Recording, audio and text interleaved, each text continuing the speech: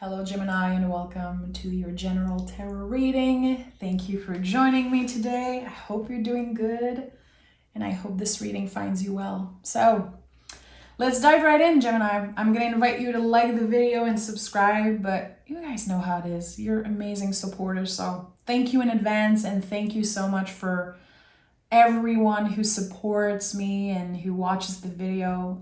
It means a lot. I am myself a Venus and Gemini gal, so I connect a lot with your energy and it's always a pleasure to be here. So thank you.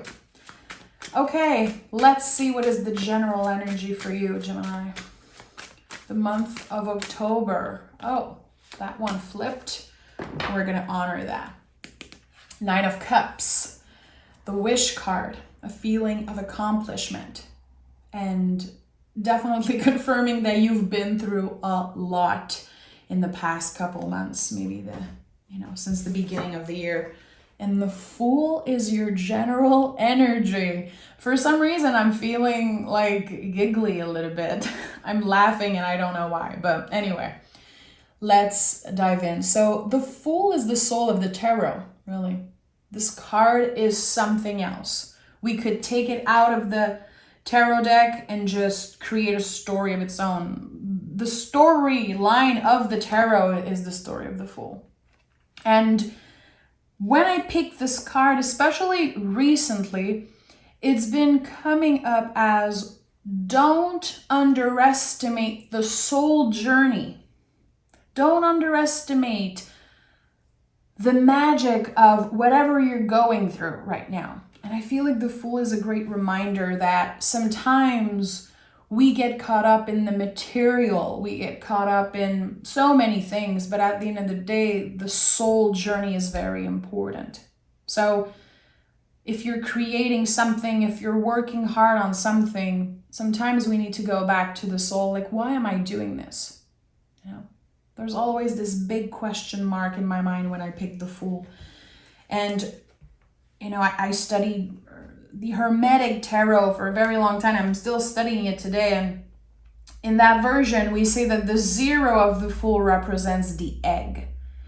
Who you were before you came into this life, before your parents raised you, before society told you what you were supposed to do and look like.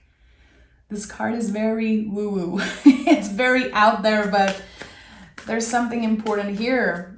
It can be a leap of faith. I think it's a little bit lazy to just associate the Fool with the leap of faith. Because if I could press play here, I don't know. Is he going to jump? Is he going to fall? Is he going to turn back? Or is he going to fly away? We don't know. There's a lot of questions. So let's see. Okay. Let's see what flew out. 8 of Swords. Yeah, a lot of questions. So your soul is guiding you towards some type of new beginning. There's a big yes, but your brain, your mind is not happy that you are about to experience something new, that you are about to take a leap of faith or step into the unknown. The 8 of Swords require a lot of logic. It requires also vulnerability, and that's why there's a little bit of water here. Because when we cut the blindfold, we realize, okay, the swords are not keeping me. My thoughts, my inner critic, my ego, fear, it is not blocking me from doing anything. I'm free to go. I'm free to change my perspective and transform the way I let my mind, my ego control me. I just have to walk into the water, spend a day with wet feet. It's uncomfortable, but it's worth it. So the 8 of Swords is one of my favorite cards because I've experienced it so many times. It confirms that your mind is transforming. And the King of Swords is here. So yeah, if you have been dealing with anxiety or feeling like nothing is secure, nothing makes sense, and maybe you're asking yourself, what is next? How can I step in my power? How can I embrace my inner critique, fear, and all of that? And the thing is that we don't want to step away from fear. We want to be able to hold its hand and say, okay, Let me do this. Let me push through. And the King of Swords is a survivor. So if you've been going through a lot, if since the beginning of the year you've been struggling with intrusive thoughts, or again, your ego, your nervous system being very activated, know that it's not going to get in your way. It's not going to get in the way of your success. Very interesting. You've been through a lot. And since this is all air energy, a lot is in your mind. Doesn't mean that it isn't valid. It's just that a lot of the fear comes from your own mind, your own perspective. And the Temperance card is here, and the High Priestess is here. Already we have 3 amazing major cards. So to me, this is an important time for you. Temperance is about what we have control over. This is the alchemist of the tarot. There's again this symbol of dipping your toe into the water, again, showing a little bit of vulnerability here. So the things that are going on in your mind, either you can find someone to talk to, which I know is easier said than done, but it could be that you create a piece of art, a song. I know a lot of you guys are amazing artists and musicians, poets, using your words to liberate yourself, to clear a little bit of that energy. So here we're talking about the sign of Sagittarius with the Temperance card. So the symbol of Sagittarius is an arrow. How can you embody the arrow in the month of October? How can you stay focused on what makes your heart sing? What are you passionate about? And remember, fear is necessary and we don't want to step away from it. We want to hold its hand and say, let's do this together. And High Priestess is here. So again, don't underestimate the soul journey. What is happening here is that your brain is sensing that things are about to change. The nervous system, the ego, it hates change. It wants you to stay in the same place forever. It wants to protect you. The soul is louder. And there's a massive yes from the universe. There's an expansion happening here. You know, we go from 0 to 2. So to me, it's like, okay, whatever seed you're planting, whatever idea you have, it has the potential to grow and become something that you share with the world, become something that is a part of your life. And as I said earlier, there's something about like something tangible, something real. It comes from an idea, it's kind of up in the air, but you are making it real. And for some reason, it's connected to your vulnerability. So what part of yourself are you ready to share with the world or with the people involved in that situation?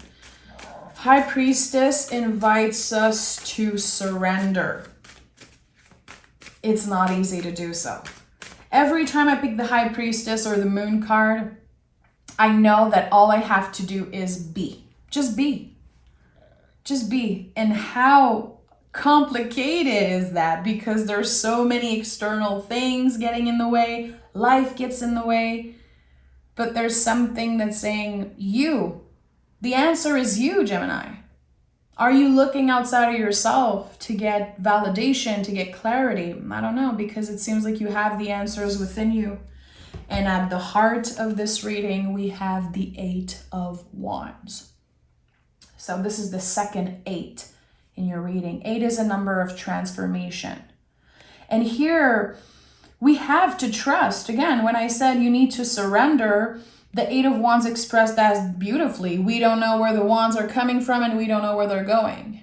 This is such a mysterious card in the Rider-Waite-Smith deck because there's no people, there's no object, there's nothing. It's just the wands.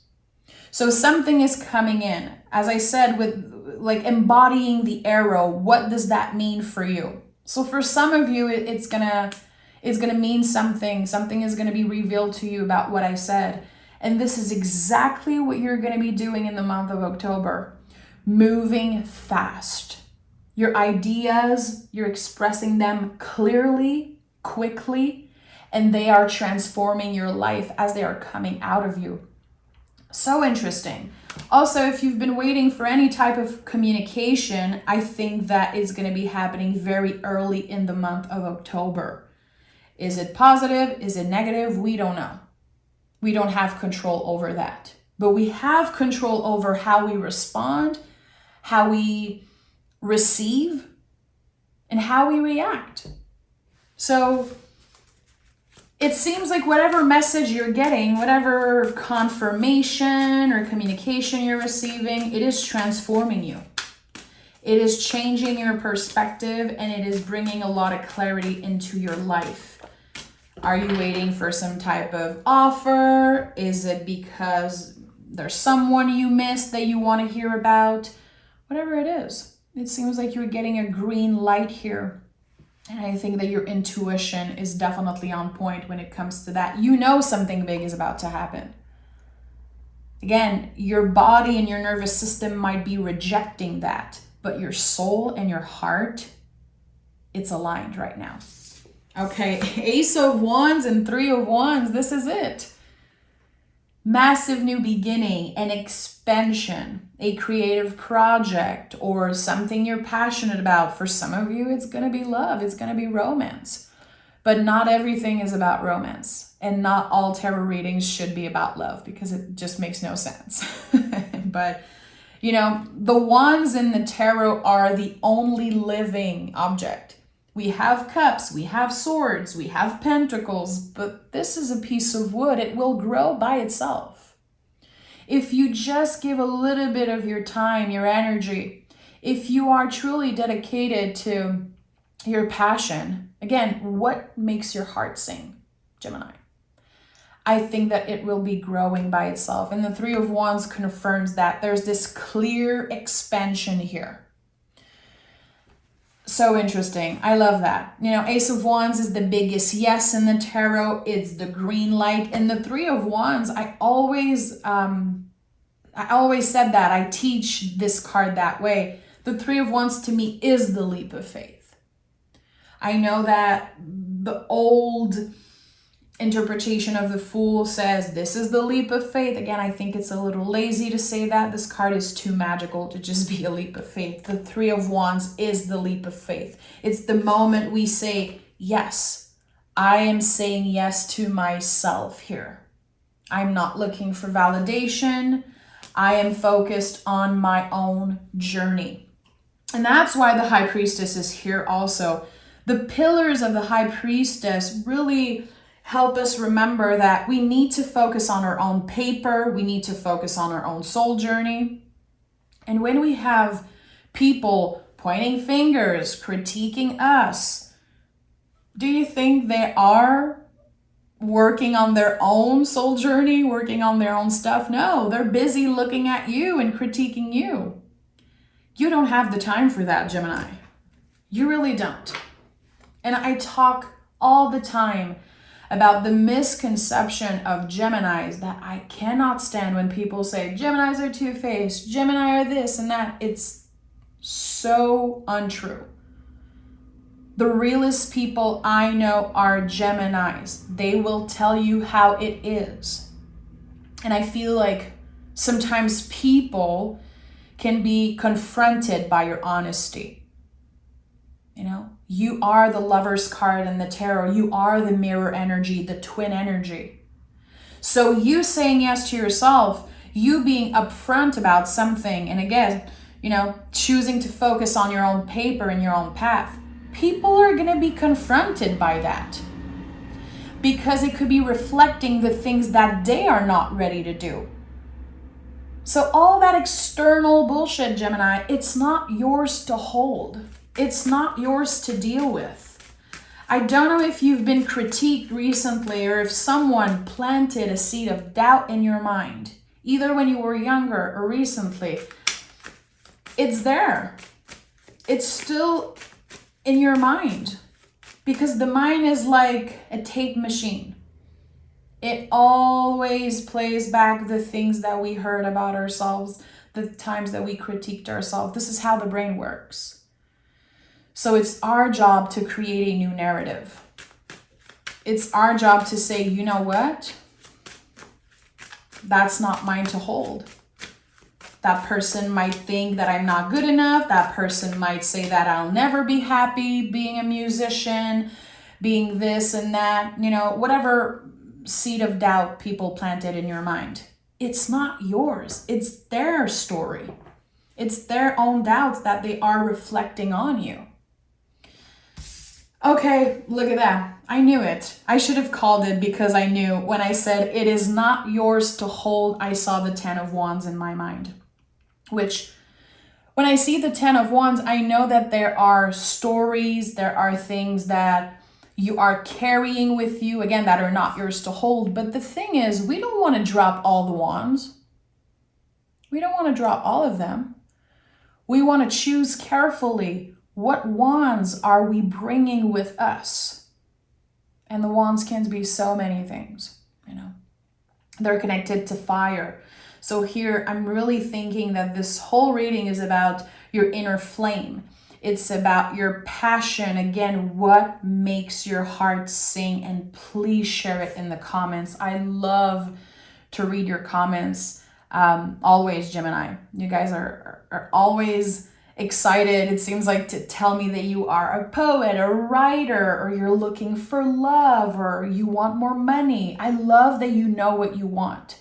So here, it seems like there's some type of list. It could be energetical, but it could be a real list. What are my priorities in October? What are my goals? What am I looking forward to? What would it look like to say yes to myself? If I receive communication, clarity, what does it look like for you to receive good news by email, by letter, by a phone call, a text? What would it look like? And be clear about that.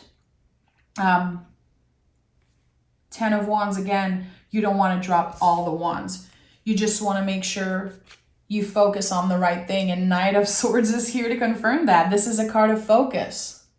I always teach this card in that way. This is focus, focusing your mind on something that means, something to you. And do you think that the Knight has the time to see what other people are doing? No, he's focused on his own thing. So here we start the reading with the 8 of Swords, surrounded by stories, surrounded by doubt. The King of Swords cuts the blindfold, uses the sword of his intellect, of his logic, to cut through the illusion, through the doubt, fear. And the Knight of Swords is making big moves. And it's not by magic. It's because you are focusing on what you have control over. Let's take another tarot deck and dive deeper into what is about to show up. I want to know what that Ace of Wands is. What is this Ace of Wands for Gemini? What is this Ace of Wands? Okay, 7 of Pentacles, something you've been waiting for. Something that you've been cultivating, an idea you've been cultivating. Something that you never gave up on, really. But the 7s in the tarot are very important because they remind us that we don't need this validation to start. And actually, it seems like the tools that you need for this quote-unquote new beginning, they're infinitely at your disposal, Gemini. It's not about waiting for a yes. It's not about having enough money to do it, having the tools that you need. Just an example like that. You're a musician, and you're like, okay, when I have the good equipment, I'm going to be able to really, make the sound that I want and everything. That's just an excuse, my friend. That is just an excuse. Some of the most popular, in history of music, people recorded with nothing. I've seen musicians record with the cheapest equipment. You can start now, and you don't have to wait for something to be better, more comfortable, to finally say yes to yourself. Just do it. Just try it. It doesn't have to look perfect. It doesn't have to be perfect. Same as if you've been wanting to, look for love and find love, attract love in your life, but you tell yourself, okay, I'm going to wait for my body to look different. I'm going to wait that I'm really consistent with the gym and that I'm doing this and I have more money. Why? Again, the resources that you need are infinitely at your disposal, Gemini. There's a reason why you are ruled by the planet Mercury, and Mercury is the magician card in the tarot. I don't know if you remember the traditional version, but the magician has all the tools he needs on his table. They are infinitely at his disposal. So there's something here about that, a story that you're telling yourself or a story that other people told you, like, you're going to have to be better, you're going to have to change this about you. No, you don't need to change anything. You don't need to reinvent yourself, Gemini. You're good enough. I would say you're more than enough. The High Priestess is here in the Temperance card. So already we're starting to see repetitive cards coming through for you in all major arcanas. So this is it. This is a very definitive time for you.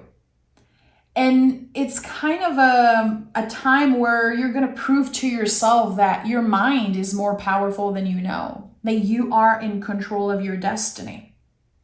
And again, stay focused on your own paper. Don't compare. Don't compare what you have to what other people have. Be careful with the words you're using, because when you say things like, I never get anything and this person always gets everything, words are spell, my friend. Words are very powerful. So I think it's important that we, of course, honor the things that we feel. It's important to honor, the inner critique and the intrusive thoughts, but they are not necessarily the truth. They are not. So what is your truth? What is your truth? Here on the Hermetic version, the Temperance card is Daughter of the Reconciler. Very interesting.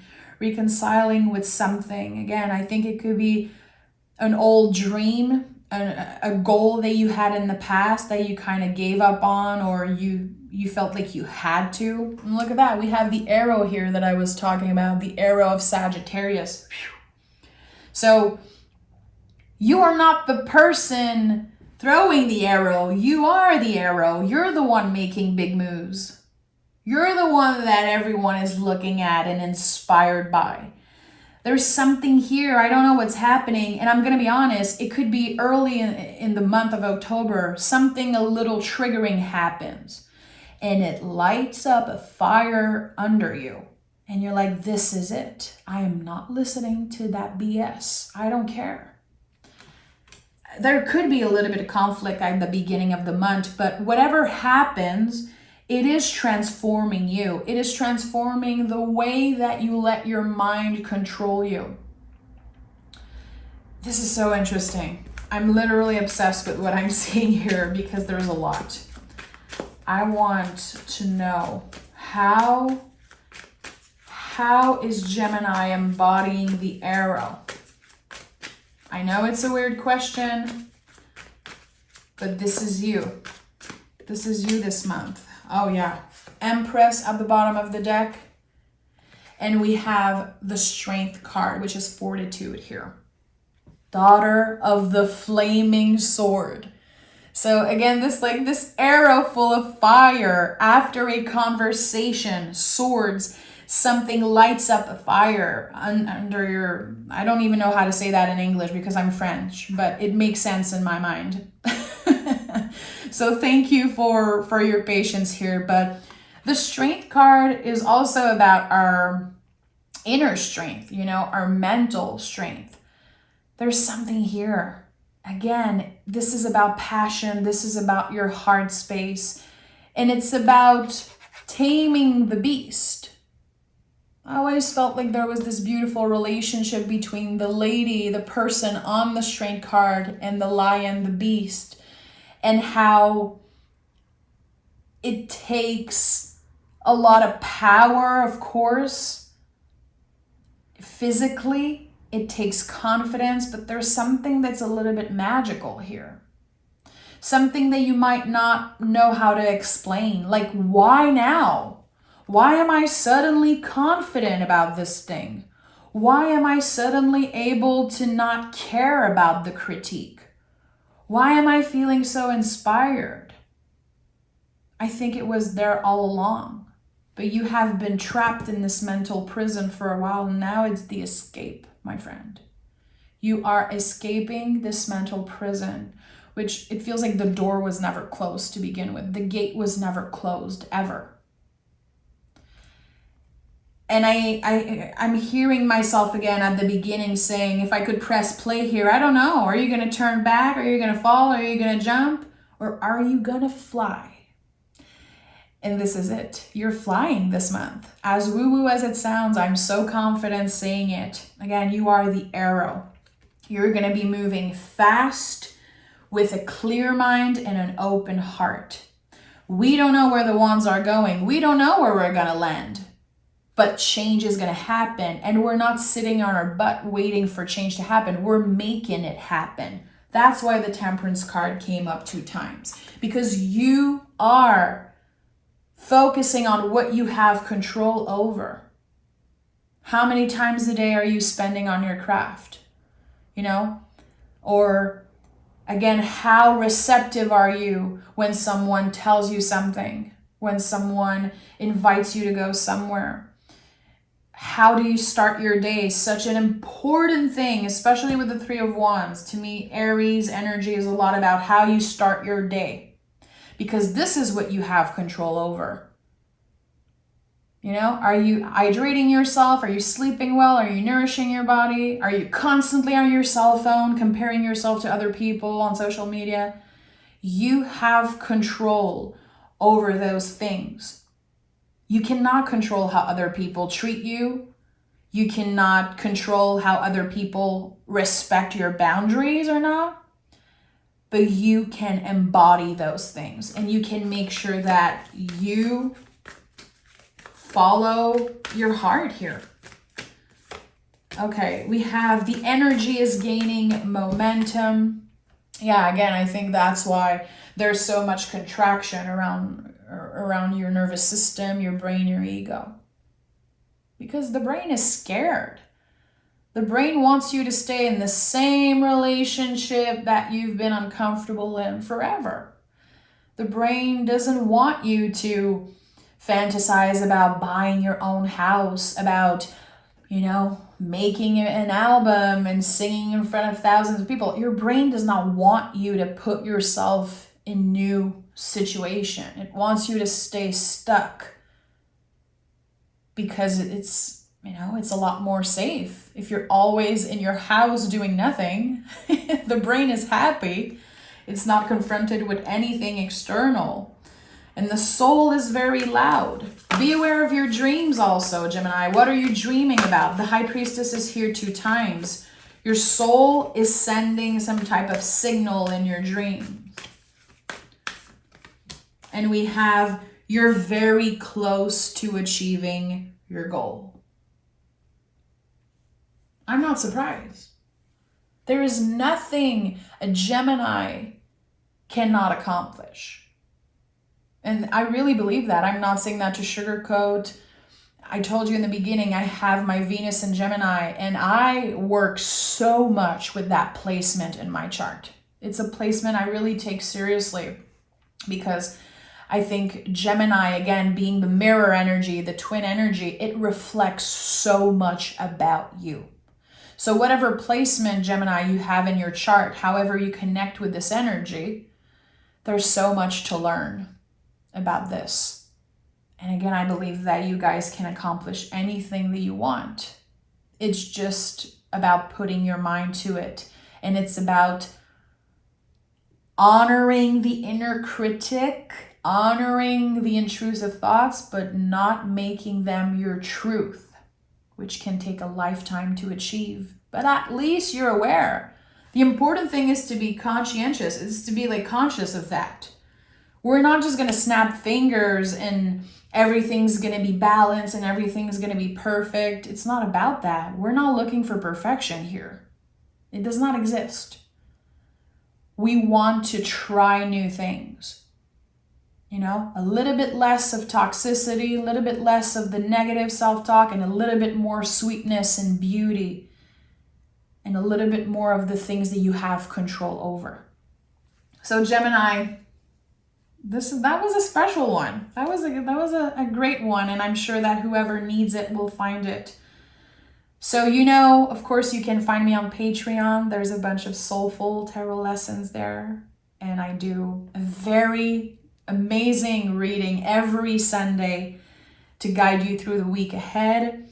And yeah, I would love to have more Gemini there, of course. And also stay tuned, because October 10th, my own Oracle deck is launching, and I did a post on my community post just to tease you guys with the box. But yeah, October 10th, I'm gonna have my very own Oracle deck out in the world, and I'm gonna be using it, of course, in all my readings. But yeah, I'm excited to show you guys. So take care, and I'll talk to you guys next week for your bonus reading.